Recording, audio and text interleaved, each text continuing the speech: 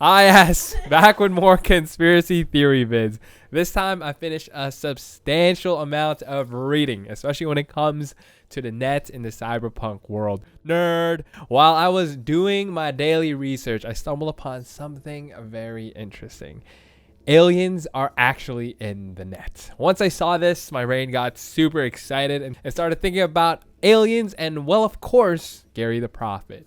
What is up, dudes and dudettes? Fishfosh, and today we talk some cyberpunk lore. If you are new to the channel, consider subscribing to help this channel grow. Okay, so to make this video easy to digest, we must first talk about our own internet. The internet has already reached most corners of our beautiful planet, and in 2010, internet was accessible on the ISS, International Space Station, for those of you who don't know. How are they able to accomplish this witchcraft? The internet works something like this. It is a system of networks that allows devices to be interconnected throughout the world. Look, okay, I'm no computer wizard. I just got that off the Google Wikipedia and just leave it at that, all right?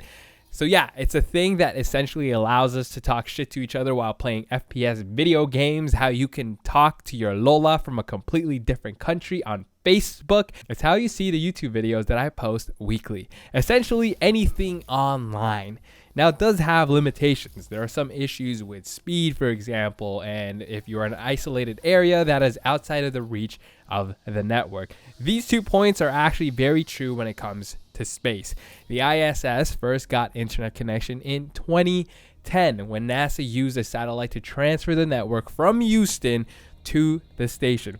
Think of a satellite that's just hot spotting, and voila, internet in space. So if, let's say, we wanted internet on the moon, we would have to set a computer on Earth, connect it to a satellite, then connect that with another computer on the moon. All right, so why is this so important? Well, in Cyberpunk, it does not seem like there is this issue with the net. As long as you have a device that can connect to the net, you are in. An example they use in the books is this. You can attach a computer that has access to a net, to the net on a space probe and launch it in whichever direction. That probe, or whoever gets in contact with it, now has access to the net. But before we go into all of that alien stuff, we have to understand how the net actually works in Cyberpunk and talk about how it's different from our very own internet. In our world, the internet is a massive database that we gain access to when we are connected. In the cyberpunk world, the net is not only used for information, but it is a world that netrunners can freely explore.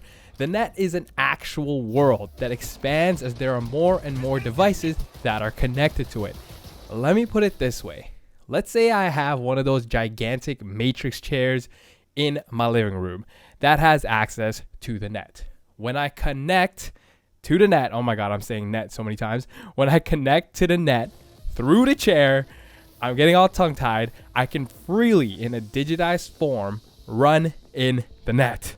However, I am limited to one thing. The matrix chair expands the virtual world by only so much. So I can't run to, let's say, my neighbor's house or to the grocery store unless my neighbor has another connection to, that's right, you guessed it, the net. Now, if they have a connection in their home and I have a connection in my home, I can run from my house to theirs because of this overlap in the circumference of the net. This is why we have netrunners, because literally they run inside the virtual world. In cyberspace, they see a world like we do when we are working with Brigitte. See how all the furnitures and everything is where it was in the real world? That's how this stuff works. This world is as big as there are connections to it. And before the old net system was pretty much destroyed by Bartmoss, the whole world was connected to it. Hopefully I didn't lose you with all the technicalities, because this is how far I fully understand how the net works. If more info is revealed, then I will read up and try to expand my knowledge on it. But for now, questions about physics and dimensions and all that fun stuff is something I cannot answer. So anything that happens in the net for now is just how it is. By the way, what I just attempted to explain is something called the IG, or Ihara Grub algorithm. Just assume these guys are the dudes who figured out all this crazy shit, okay? And finally, we're done with all that. All right, now that you understand the basics, how does this relate to Garry and the aliens? First, let's talk about how a probe with a connection to the net could or could not work. The theory goes like this. You can attach a radio/net link on the probe and launch it to space. That way you are expanding the net. But netrunners and scientists alike believe that it would take way too long for that probe to reach another planet, thus taking too long to actually do anything. So Ihara and Grub theorize that an alien race with extensive knowledge of Earth's tech could link to the net by beaming a link to one of Earth's orbiting satellites and download a copy of one of their alien AIs into the net, allowing this rogue AI to roam freely into the virtual world. I'm sure by now you know where I'm going with this. Garry always talked about radio waves and how his Ripper Doc got a hold of a neuroware thing that taps into their comms so he can hear this mysterious group's communication. Not only does he continuously mention aliens, he also talks about their progenitor, Alpha Centauri, over and over again. If we use synonyms to try and decipher what he's really trying to say, and thank God for Google, we find that progenitor can mean their source or where something comes from. And who is their progenitor? Why, Alpha Centauri, of course. And what is Alpha Centauri? Once again, thank you, Google. Alpha Centauri is the nearest solar system to our very own. This just makes it likely that if an alien race was going to be reaching out, they would be headed to the nearest star system. And it just so happens to be ours. Ha! Garry was not crazy after all. If we assume that Ihara and Grub are correct, and that an alien species has downloaded an AI into the net, then Garry was telling the truth all along. In the end, I think they put this here just like how they put Mr. Blue Eyes in the game. This is to tease a world they have yet to fully tap into.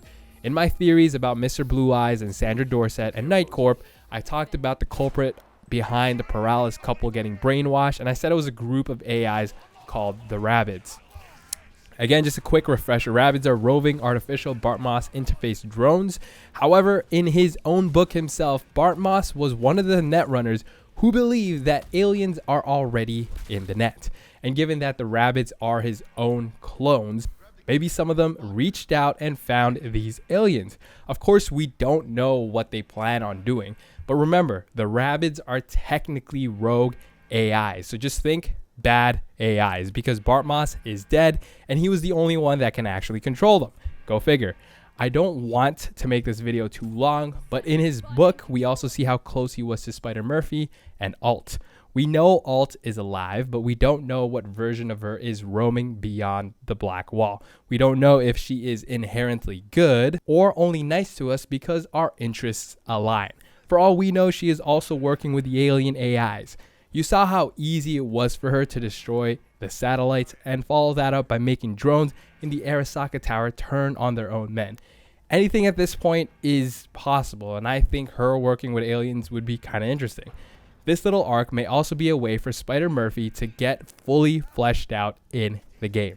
I'm starting to believe that Bart Moss may be alive in the net and is just in hiding. Maybe he's with Alt behind the black wall. And I'm under the assumption that Murphy may be alive in the net also. The black wall is something that has many secrets, and I think bringing all these characters to the DLC may help create a good story. The more I played Cyberpunk, the more I believe that V is ultimately dead in the end of the story, and that the whole game was a way for Johnny to be resurrected one way or another. Think about it. If you kill Johnny off, in the end, V dies in a few months anyways. Whereas if you let Johnny take over, he gets a whole new life ahead of him. So I think it would make sense for old acquaintances to make an appearance in the game later down the road. But that is all speculation on my part. My bad, I got a little bit off topic, so let's finish this video up. Raish isn't around anymore in 2077, and he suggested the alien idea around the year 2020. Imagine what has happened to the net in 50 plus years, the amount of infiltration these aliens may have already achieved. It's also very important about how the rabbits come into play. Being rogue AIs, they may have decided to ally themselves with these aliens, and maybe it's this secret organization that is behind everything, from Garry the Prophet to the Paralysis couple. I think this is a very unique and interesting way to add more complexity to the Cyberpunk universe. After digging into all of this, I don't think they can fit this gigantic amount of stuff in the upcoming DLC. And considering the current situation with the company and all that hacking, I'd rather them catch their bearings and take the time. Honestly, I just hope everything gets resolved on that end so they can figure out how to give us a better experience moving forward. But that is it for me in this video, guys. What do you think? Is it too far-fetched for aliens to actually be in the net? Do you think it's possible for aliens to have already infiltrated the net? If so, do you think they have good intentions? Would you like an actual alien being introduced in the Cyberpunk world? Or would you rather the mysterious organization be rogue AIs or Militech? Either way, I think I just found it really interesting. I thought for the longest time, Garry was just talking nonsense and he was just saying random stuff. But the more I read the source books and the reference books, the more I realize that these characters were put there for a reason. Maybe it is a character they're going to introduce in the DLC. We don't know just yet. Let me know what you guys think in the comments section below, and let's get this discussion going. As always, thanks for watching, guys. I'll see you in the next one. Bye.